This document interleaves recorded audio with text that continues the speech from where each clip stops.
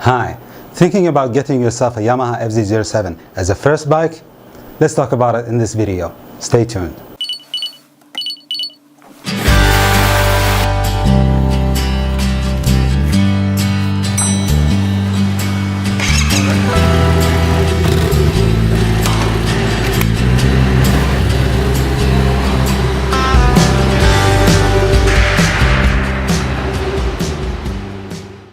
Over the years, I got the opportunity to ride many bikes, from tiny 50cc scooters up to 1000cc motorcycles. In the meantime, I have this beautiful 2016 Yamaha FZ07, which I have for about a year now. So I thought maybe I should share with you guys what I think about the bike, especially with people who want to get it as a first bike or people who are used to smaller bikes.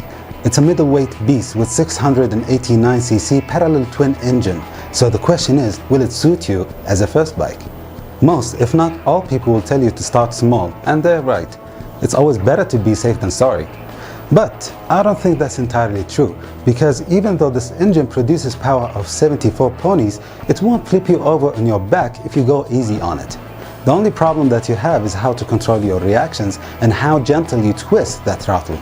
We are all used to twist that throttle to a certain angle, regardless of the bike that we are riding.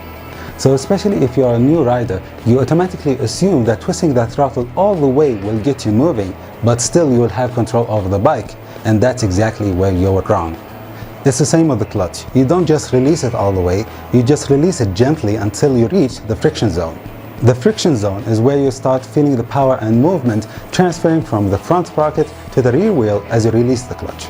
And I believe that applies to any bike, not only this one.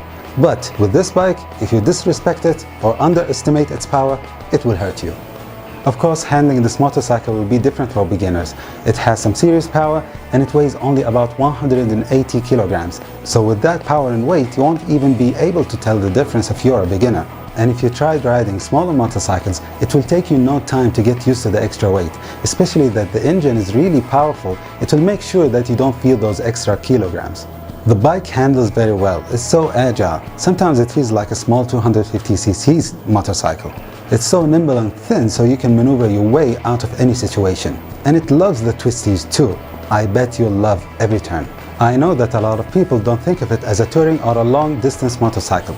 I tested it and I'm completely happy with its performance, its mileage, its reliability and upright seating position. I don't weigh much, only about 68 kilograms, so maybe that's why I found the stock seat comfortable. So if you weigh more, maybe you should consider getting yourself a more comfortable seat. The bike suspension is nice and soft. I would say that the front suspension is a little softer than it's supposed to be. But hey, all the quality stuff that you get on this bike that costs only about $7,000, I would say that's a pretty good deal. If most of your rides are to commute, then I would say that the stock suspension is great for you. But if you're planning to do a lot of track days or you want your bike to handle even better on the twisties, then you need to do something about that front suspension. The brakes are good, I would say above average. The rear brake is a little squishy though, but it works fine. So, in conclusion, if you want your first bike to be a torque monster that can go over 200 kilometers per hour and can even wheelie in third gear, then go ahead and get this awesome machine. But be extra careful, be gentle with that throttle and the clutch and you will be fine. Otherwise, well, please share your thoughts with me in the comments section below. If you like this video, hit the like button and subscribe so you'll always get the latest, and ride safe.